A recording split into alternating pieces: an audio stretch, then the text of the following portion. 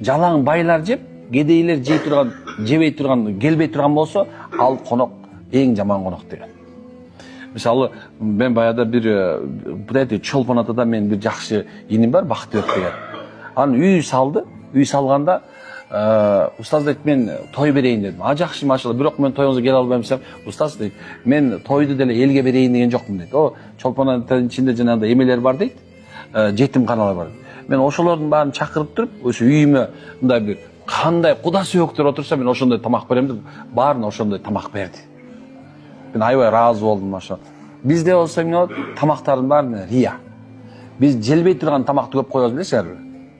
Желбейт биздин тамактар. О, 10 түрлүү койгон конфетиң желбейт, 5 түрлүү койгон салатың желбейт. Кээ бир нерсеге жетпейсиң дажычы, колуң сунганда уяласың да. Случайно туура эмес болсоң, кулап кете турган болсо өлдү да. Же атайындай равновесие болуп коюп, бияны алып койсоң, бияга кулап кетиши мүмкүн да. Ошондой. Субханалла.